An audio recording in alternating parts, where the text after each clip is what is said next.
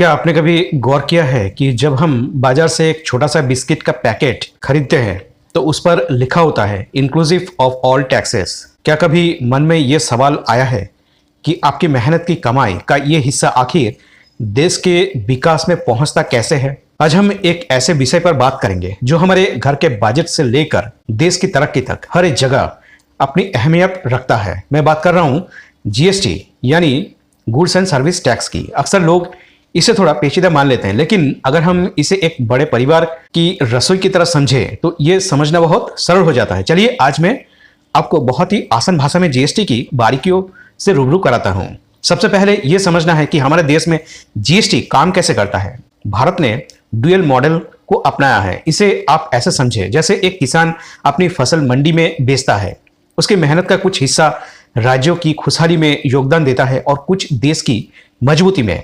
इसी व्यवस्था को 3 हिस्सों में बांटा गया है, सीजीएसटी, एसजीएसटी, आईजीएसटी। सीजीएसटी और एसजीएसटी। जब भी आप अपने ही शहर या राज्यों के किसी दुकानदार से सामान खरीदते हैं तो टैक्स 2 बराबर हिस्सों में बढ़ जाता है। आधा हिस्सा केंद्र सरकार के पास जाता है जिसे हम सीजीएसटी कहते हैं, और आधा आपकी अपनी राज्य सरकार के पास रहता है जिसे एसजीएसटी कहा जाता है। आईजीएसटी। अब मान लीजिए दिल्ली का कोई व्यापारी महाराष्ट्र में माल भेज रहा है। यह मामला 2 राज्यों के बीच का है, इसलिए यहां अलग अलग टैक्स के बजाय सिर्फ एक ही टैक्स लगता है जिसे आईजीएसटी कहते हैं। इसे केंद्र सरकार वसूलती है और बाद में इसे राज्यों के बीच एक तय और न्यायपूर्ण तरीके से बांट दिया जाता है। इस व्यवस्था से न केवल टैक्स की चोरी कम हुई है, बल्कि व्यापार करना पहले से कहीं ज्यादा पारदर्शी और आसान हो गया है।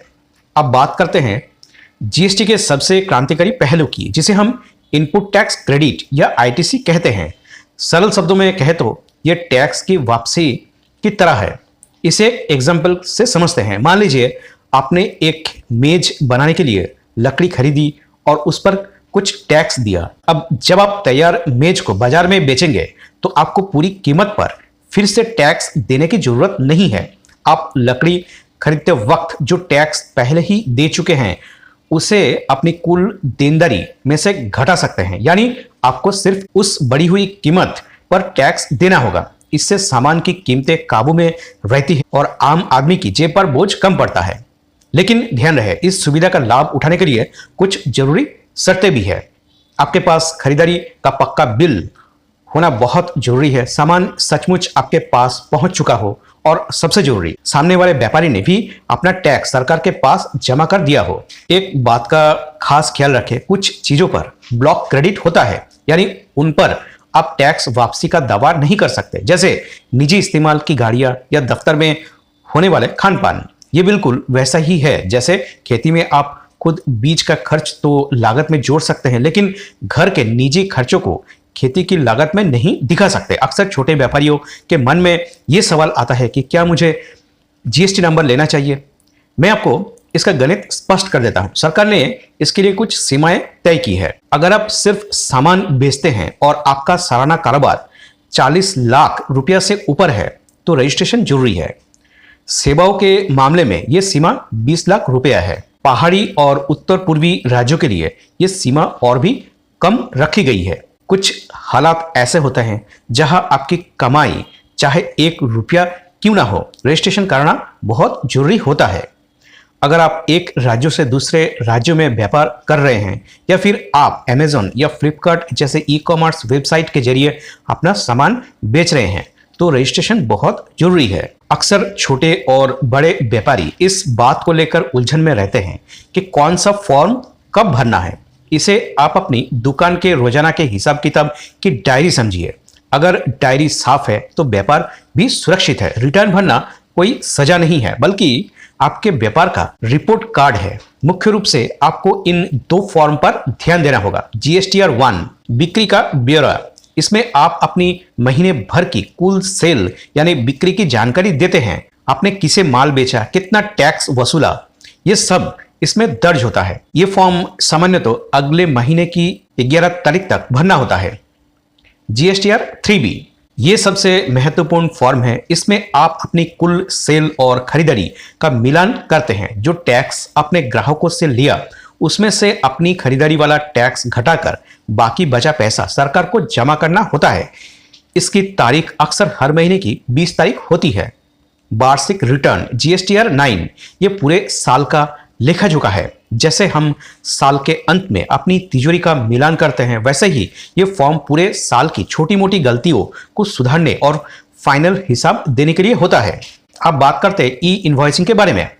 अब जमाना बदल गया है। सरकार ने बड़े और मध्यम व्यापारियों के लिए ई इनवॉइसिंग अनिवार्य कर दिया है। इसे लेकर डरने की जरूरत नहीं है। ये कोई नया बिल नहीं है, बल्कि आपके मौजूदा बिल को सरकारी पोर्टल IRP पर प्रमाणित करने का एक आधुनिक तरीका है। IRN number, invoice reference number. जब आप अपना बिल पोर्टल पर अपलोड करते हैं तो वहां से एक खास पहचान संख्या मिलती है जिसे IRN कहते हैं। ये आपके बिल की डिजिटल पहचान है जो उसे यूनिक बनाती है। QR कोड ई इनवॉइस की सबसे बड़ी खूबी है उस पर लगा QR कोड।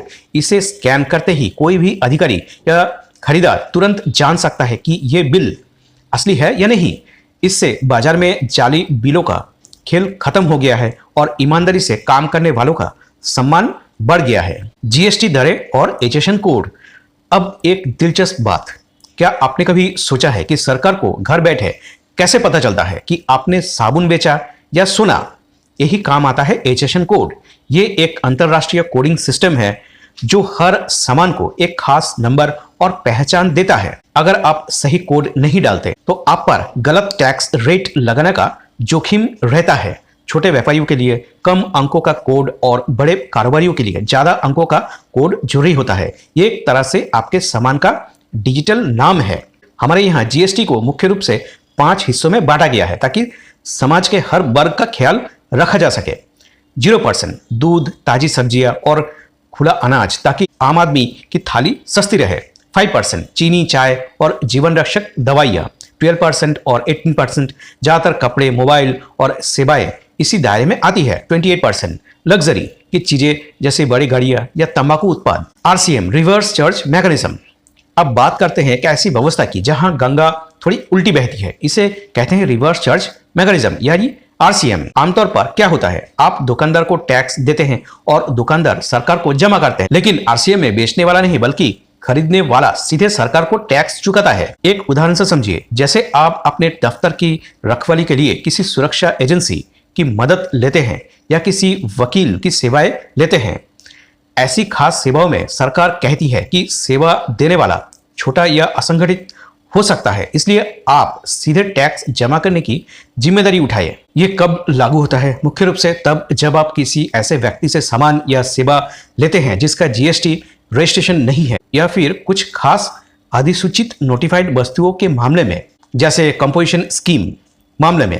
कंपोजिशन स्कीम, अगर आप एक छोटे व्यापारियों है और कागजी कार्रवाई के भारी बोझ से बचना चाहते हैं तो कंपोजिशन स्कीम आपके लिए किसी वरदान से कम नहीं है। इसमें आपको हर महीने लंबे चौड़े फॉर्म भरने की जरूरत नहीं होती। आप साल में एक बार रिटर्न भर सकते हैं और टैक्स भी बहुत मामूली दर जैसे 1% या 5% पर देना होता है। बस ध्यान रखें, इसमें आप ग्राहकों से टैक्स वसूल नहीं सकते और ना ही इनपुट टैक्स क्रेडिट का दावा कर सकते हैं। हर किसी के लिए हर महीने पक्के बिल का हिसाब रखना और रिटर्न भरना आसान नहीं होता। इसलिए सरकार ने छोटे व्यापारियों जैसे आपके पड़ोस के किराने स्टोर या छोटे ढाबा चलाने वालों के लिए कंपोजिशन स्कीम बनाई है। किसे मिलता है ये फायदा? जिनका सालाना टर्नओवर 1.5 करोड़ 1.5 करोड़ रुपया तक है। पूर्वोत्तर राज्यों में यह सीमा 75 लाख है, वे इसका लाभ उठा सकते हैं। फायदा क्या है? इसमें आपको भारी भरकम कागजी कार्रवाई नहीं करनी पड़ती। आपको अपनी कुल बिक्री का बस एक छोटा सा हिस्सा जैसे 1% या 5% टैक्स के रूप में देना होता है और साल में केवल एक बार मुख्य रिटर्न भरना होता है। कुछ पाबंदियां, इस स्कीम में आप ग्राहकों से टैक्स नहीं वसूल सकते और ना ही दूसरे राज्य में माल बेच सकते हैं। साथ ही आपको इनपुट टैक्स क्रेडिट का फायदा नहीं मिलता।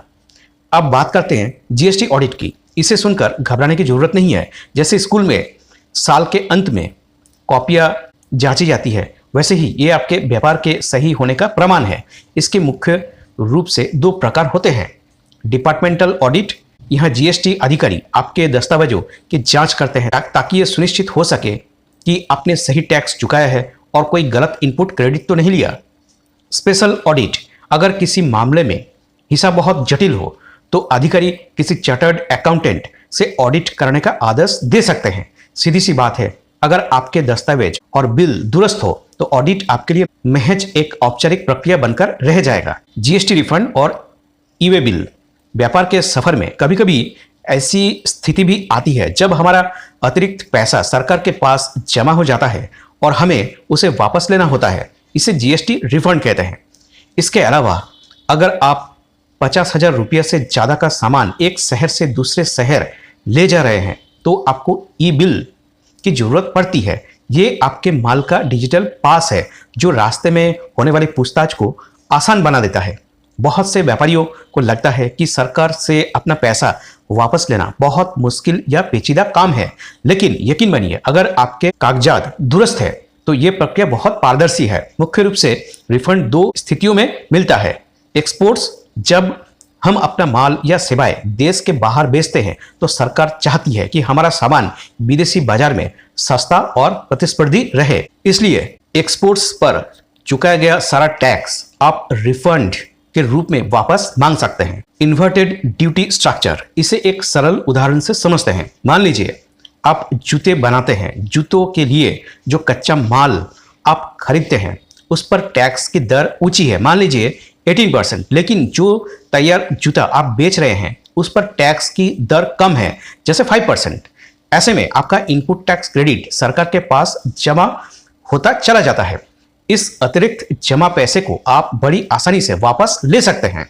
प्लेस ऑफ सप्लाई, जीएसटी में यह समझना बहुत जरूरी है कि आप जो बेच रहे हैं वे गुड्स है या सेवा, क्योंकि दोनों के लिए टैक्स के नियम थोड़े अलग हो सकते हैं। सबसे बड़ी उलझन अक्सर आपूर्ति का स्थान तय करने में होती है। वस्तुओं के लिए नियम बिल्कुल सीधा है, जहां सामान की डिलीवरी खत्म होती है वहीं आपूर्ति का स्थान माना जाता है। सेवाओं के लिए यहां थोड़ा ध्यान देने की जरूरत है। जैसे अगर आप दिल्ली में बैठकर मुंबई के किसी ग्राहक को ऑनलाइन सलाह दे रहे हो तो आपूर्ति का स्थान मुंबई माना जाएगा, लेकिन अगर आप किसी के घर जाकर पेंटिंग या मरम्मत का काम कर रहे हो तो जहां वे घर स्थित है वही स्थान माना जाएगा। यह सही तरीके से तय करना इसलिए जरूरी है ताकि आप सही टैक्स यानी सीजीएसटी, एसजीएसटी या आईजीएसटी लगा सके और भविष्य में किसी भी कानूनी उलझन से बच सके। व्यापार में केवल माल बेचना ही काफी नहीं है, उसे सही सलामत और कानूनी तरीके से ग्राहक तक पहुंचना भी उतना ही जरूरी है। यहां भूमिका आती है ई वे बिल की। जब भी आप 50,000 रुपये से ज़्यादा का सामान किसी ट्रक या वाहन से एक जगह से दूसरी जगह भेजते हैं तो उसके साथ एक डिजिटल परमिट होना बहुत जरूरी है। ये इस बात का पुख्ता सबूत है कि जो माल रास्ते में है उसका टैक्स पोर्टल पर दर्ज हो चुका है। इससे न केवल चेकिंग के दौरान आपका समय बचता है बल्कि व्यापार में एक पारदर्शिता भी आती है। ई वे बिल की एक निश्चित समय सीमा होती है जो दूरी के हिसाब से तय की जाती है। अगर राज्य में गाड़ी खराब हो जाए या किसी वजह से देरी हो जाए तो पोर्टल पर जाकर इस समय सीमा को बढ़ाना ना भूलें, वरना भारी जुर्माना लग सकता है। कई बार हम अनजाने में कुछ ऐसी छोटी छोटी गलतियां कर बैठते हैं जो आगे चलकर विभाग से नोटिस या पेनल्टी का कारण बन जाती है। तो चलिए उन आम गलतियों से बचने के आसान तरीके बताता हूं। आईटीसी का गलत दावा। अक्सर व्यापारी अपने पास मौजूद बिलों के आधार पर पूरा क्रेडिट ले लेते हैं, लेकिन वे ये ध्यान रखना भूल जाते हैं कि क्या उनके सप्लायर ने वे टैक्स सरकार को जमा किया है या नहीं। हमेशा अपने जीएसटीआर 2B से मिलान करें। केवल वही क्रेडिट ले जो आपके पोर्टल पर दिख रहा हो। अगर बिल पोर्टल पर नहीं है तो आपने सप्लायर से तुरंत बात करें। सेल्स और रिटर्न में अंतर। कभी कभी जीएसटीआर 1 और जीएसटीआर 3B के आंकड़ों में अंतर आ जाता है। ये मिसमैच तुरंत विभाग की नजर में आ जाती है। रिटर्न फाइल करने से पहले दोनों फॉर्म्स के आंकड़ों को दोबारा जांच लें। यदि कोई चूक हो गई है तो अगले महीने के रिटर्न में उसे सुधारना ना भूलें। टैक्स हेड्स की अदला बदली। मैंने देखा है कि कई बार व्यापारी राज्यों के बाहर माल बेचते समय गलती से सीजीएसटी एसजीएसटी लगा देते हैं, जबकि वहां आईजीएसटी लगना चाहिए था। बिल बनाते समय प्लेस ऑफ सप्लाई को ध्यान से देखें। गलत हेड में टैक्स जमा करने पर आपको इसे दोबारा सही हेड में भरना पड़ सकता है, जो एक लंबी और थकाऊ प्रक्रिया है। कुछ और छोटी मगर मोटी बातें हैं जिनका ध्यान रखना एक सफल व्यापार के लिए बहुत जरूरी है। रिवर्स चार्ज को नजरअंदाज करना, जैसे कि हमने पहले चर्चा की है। कुछ खास सेवाओं जैसे वकील की फीस या माल जीटीए सर्विसेज पर आपको खुद टैक्स जमा करना होता है। कई व्यापारी इसे भूल जाते हैं। हर महीने अपने खर्चों की समीक्षा करें और देखें कि क्या कोई ऐसा भुगतान है जिस पर आपको आरसीएम के तहत टैक्स देना था। इसे समय पर जमा करने से आप भारी ब्याज और जुर्माने से बच सकते हैं। ई वे बिल और इनवॉइस में असमानता। अगर आपके ई वे बिल में माल की मात्रा या कीमत आपके पक्के बिल से अलग है तो राज्यों में चेकिंग के दौरान बड़ी मुश्किल खड़ी हो सकती है। ई वे बिल जनरेट करते समय बिल की एक एक जानकारी को ध्यान से भरें। गाड़ी का नंबर और ट्रांसपोर्टर की आईडी सही होना बहुत जरूरी है। व्यापार करना एक कला है और नियमों का पालन करना उसका आधार। जब हम दूसरों से अपनी तुलना करते हैं तभी हमें अपनी खूबियों और चुनौतियों का सही अंदाजा होता है। तो अभी बात करते हैं जीएसटी और दुनिया के अन्य देशों की टैक्स प्रणालियों के बीच के कुछ ऐसे रोचक तथ्य जिन्हें जानकर आपको हमारे डिजिटल ढांचे पर गर्व होगा। भारत ने इस सफर को काफी बाद में यानी 2017 में अपनाया, लेकिन देर से आने का एक बड़ा फायदा यह हुआ कि हमने दुनिया भर की प्रणालियों की गलतियों से सीखा और एक ऐसा आधुनिक ढांचा तैयार किया जो आज पूरी दुनिया के लिए मिसाल बन गया है। दुनिया में मुख्य रूप से दो तरह के जीएसटी मॉडल चलते हैं, एक जहां सिर्फ केंद्र सरकार टैक्स वसूलती है और दूसरा जहां केंद्र और राज्य दोनों का हिस्सा होता है। कनाडा और भारत ने कनाडा की तरह दोहरी जीएसटी प्रणाली को चुना है जहां केंद्र और राज्य सरकारों कंधे से कंधा मिलाकर काम करती है। ये हमारे जैसे विशाल और विविधता भरे देश के लिए सबसे सटीक मॉडल है क्योंकि इससे राज्यों की आर्थिक आज़ादी भी बनी रहती है और देश की एकता भी। जब हम दुनिया के दूसरे कोनों पर नजर डालते हैं तो बड़े दिलचस्प उदाहरण मिलते हैं, जैसे न्यूजीलैंड। वहां का जीएसटी दुनिया में सबसे सरल माना जाता है। क्यों? क्योंकि वहां सिर्फ 15% की एक ही टैक्स दर है। लेकिन भारत जैसे विशाल और विविधता वाले देश में हमें अपनी सामाजिक स्थिति का ध्यान रखना पड़ता है, इसलिए हमारे यहाँ 0% से लेकर 28% तक के अलग अलग स्लैब रखे गए हैं ताकि गरीब की थाली पर बोझ ना पड़े और विलासिता की चीजों से विकास का फंड जुड़ सके। अब मैं आपको एक बहुत ही गर्व की बात बताता हूं। भारत का जीएसटी नेटवर्क जीएसटीएन दुनिया के सबसे बड़े real time tax IT system में माना जाता है। सोचिए, आज भारत में 1.3 करोड़ से ज्यादा करदाता रजिस्टर्ड है। इतने बड़े पैमाने पर हर महीने करोड़ों बिलों का मिलान करना कोई छोटी बात नहीं है। जहां कोई विकसित देश आज भी पुराने तरीकों से टैक्स रिपोर्टिंग कर रहे हैं, वही भारत ने ई इनवॉइसिंग और ऑटोमेशन को अपनाकर पूरी दुनिया को पीछे छोड़ दिया है। यहां तक कि यूएई जैसे आधुनिक देशों ने भी 2018 में जाकर वैट लागू किया, जबकि भारत डिजिटल व्यवस्था में उनके काफी आगे निकल चुका है। अक्सर कुछ लोग कहते हैं कि भारत का जीएसटी थोड़ा कठिन है, लेकिन हकीकत यह है ये विकासशील है, यानी समय के साथ लगातार बेहतर और सरल हो रहा है। ई इनवॉइसिंग का जादू। हमारे यहाँ अब मशीन से मशीन के बीच डेटा ट्रांसफर होता है, जिससे टाइपिंग की गलतियां, मानवीय चूक कम होती जा रही है। आज पूरी दुनिया देख रही है कि कैसे 125 करोड़ की आजादी वाला एक देश रातों रात एक आधुनिक टैक्स व्यवस्था में बदल गया। यह हमारी तकनीकी और प्रशासनिक दोनों मोर्चे पर बहुत बड़ी जीत है। अब हम भविष्य की बात करते हैं तो जब हम भविष्य की बात करते हैं तो अक्सर मन में यह सवाल आता है कि क्या भारत का जीएसटी सिस्टम वाकई दुनिया के मुकाबले खड़ा उतरता है। आज मैं आपको कुछ ऐसे रोचक तथ्यों से रूबरू कराता हूं जो आपको एक भारतीय होने का गर्व महसूस होने लगेगा। कोई लोग कहते हैं कि भारत का जीएसटी पेचीदा है, लेकिन अगर आप ब्राजील के टैक्स सिस्टम को देखें तो आपको हमारा सिस्टम बहुत सरल लगेगा। ब्राजील में टैक्स की इतनी परतें और उलझे हुए नियम हैं कि वहां व्यापारियों के लिए हिसाब रखना एक बहुत बड़ी चुनौती है। उसके उलट भारत ने सहयोगी संघबद्ध कोऑपरेटिव फेडरलिज्म का एक अनूठा उदाहरण पेश किया है। हमारे जीएसटी काउंसिल एक ऐसी संस्था है जहां केंद्र और सभी राज्य मिलकर फैसले लेते हैं।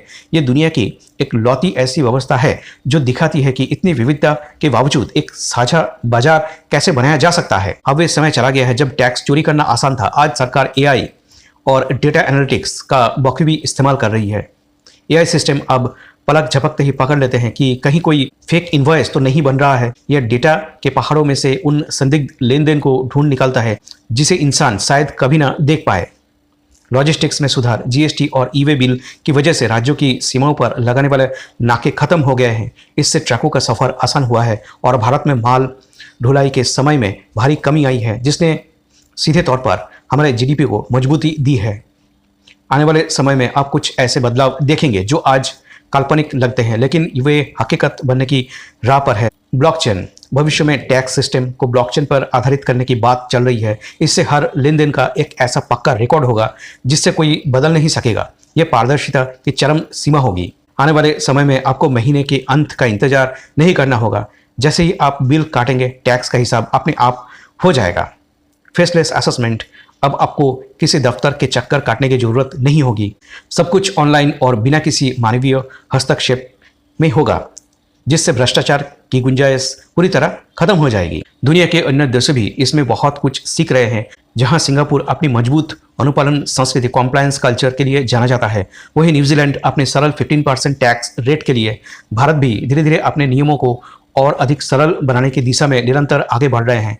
आज की सबसे बड़ी सीख यही है, तकनीक से डरे नहीं, इसे अपनाएं। डिजिटल रिकॉर्ड्स को सही ढंग से रखना ही भविष्य के व्यापार की सबसे बड़ी पूंजी है। जब आप तकनीक के साथ चलते हैं तो आपका व्यापार न केवल सुरक्षित रहता है बल्कि तेजी से बढ़ता भी रहता है। तो आज इस वीडियो में बस इतना ही। अगर आपको ये वीडियो पसंद आया हो तो लाइक जरूर करें, अपने दोस्तों के साथ शेयर करें और ऐसे ही नए नए वीडियो देखने के लिए हमारे चैनल को सब्सक्राइब करना ना भूलें। वीडियो से जुड़ा आपका कोई सवाल या सुझाव हो तो नीचे कमेंट में जरूर बताइए। मिलते हैं अगले वीडियो में, तब तक के लिए थैंक्स।